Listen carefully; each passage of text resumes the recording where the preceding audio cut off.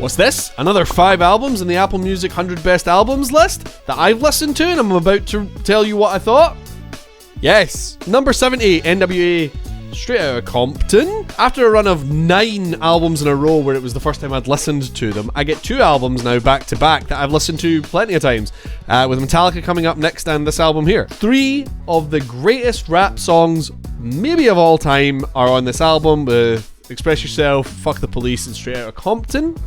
And I've given albums flack in the past for being like a couple of singles and then a bunch of filler, but even if that was the case with this album, even if it was those 3 tracks and then Eazy-E just farting down the mic for half an hour, it would still be incredible. Fortunately though, the album is more than that.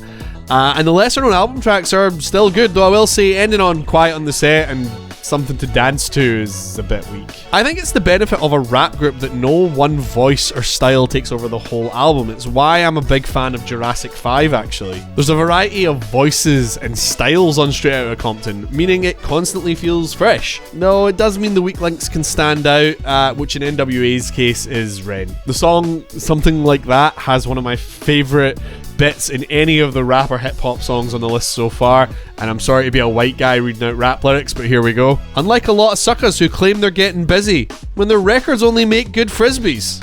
So good. My favourite bit of production on this album, because I always seem to talk about that, is on If It Ain't Rough. There's a reversed bass line that kind of pans side to side, and it's quite trippy and strange sounding. I usually moan about the overuse of panning, especially with Dr. Dre, but it felt very cool here. I liked it. This is a great album. It holds up. It's gangster rap in its purest form. 84 out of 100. Number 69, Metallica, Master of Puppets. I'm trying not to let my biases show through in the list, but away from this list, I'm into metal. I'm a fan of the genre, so it's obviously going to rank higher than some of the other genres on this list. Literally, as I was writing this bit of my notes, this song came on shuffle. So it's probably no surprise then that I love metal and I love this album. It's a classic of the genre. It has some of the greatest metal tracks ever written on it. That's 2 albums in a row where I've made that claim about a genre. I'd be lying if I said it was my favourite Metallica album. I think the self-titled album is probably better, but honestly, it's a 3-way tie between Puppets, Black Album, and Ride the Lightning anyway. But right, let's talk about this album now. It is Riff City. They just never let up, even in the slow one, Welcome Home. I honestly think anyone learning electric guitar should have an album like this in their rotation, even if you never plan on playing metal. The rhythms and unique musical phrasings that Metallica are able to punch out of a 6-string is amazing. It is no surprise that Master of Puppets, the song, was chosen for that scene in Stranger Things. It is a historically important piece of guitar music. I had a lovely chat with my friend Chris, who is a massive Metallica fan, way more than I am, whilst I was listening to the album again. So thanks Hetfield & Co. for allowing me to connect with a friend and have a nice time, all whilst listening to a song about crippling drug addiction. New top album on the list, 96 out of 100. Number 68, The Strokes. Is this it? Like a shaggy-haired adult man in a too-tight t-shirt hitting on teenagers, The Strokes are here! I've never really cared for The Strokes. When one of their songs would come on MTV2 or Kerrang, it was time to switch over to the other channel, or Scuzz if you're cultured. But that was at a time when I was a bit more genre-phobic. I'd only listen to the stuff I liked and didn't even bother with other stuff. So it's time to give The Strokes an adult, open-minded reassessment. First off, I love how lo-fi the record sounds, leaning into its garage rock feel and amplifying the aspects that make it feel raw and live and low-tech. Brilliant. You notice this in the vocals at first, but things like the bass sounding quite boomy in spots and the ever so slightly flawed performances really shine through and give the album a bit of life. However, fuck me, I don't like the songs on this album. Last Night is a fun tune and Someday sounds like a song by The Clash, so that's a bonus. But everything else just feels sleazy and minging, and the cardinal sin, dull. I was really disappointed when I realised Reptilla, which is probably the other Strokes song that I like, wasn't on this album. I may have grown and changed and opened myself up to the myriad genres and styles of music we are truly blessed with on this earth, but this album feels very stuck in its early 2000s era.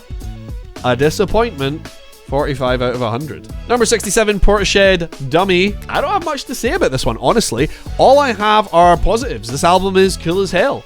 It sounds like something that would be playing in Avalanche Records in Glasgow when I was about 14 and I was going in to buy Punkorama 4. Something cool and vibey that just makes me stay longer in the shop than intended, riffling through all the CDs and looking at all the weird artwork. It is a very, very vibe-focused album, and the vibes, immaculate. 81 out of 100. Lastly, 66, The Smiths, The Queen is dead. There are a couple of albums on here where I'm going to have to wrestle with the idea of separating art from artist. And this is one of them.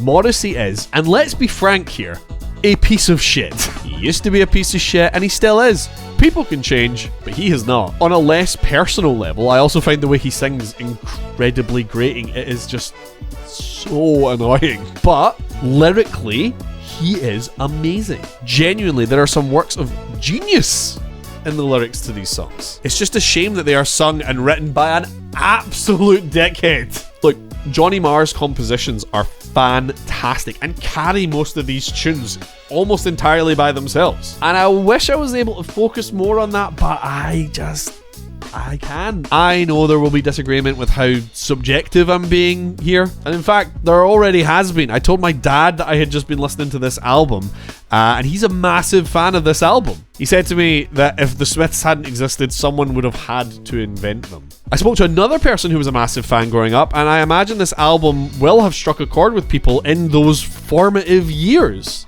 But I just can't separate the art from the artist on this one, and it soured my entire listen. Quick side note, my friend Chris that I talked about earlier said this about the Smiths, and it's absolutely wild and it made me laugh, so I thought I'd share it. Sorry, Johnny Marr.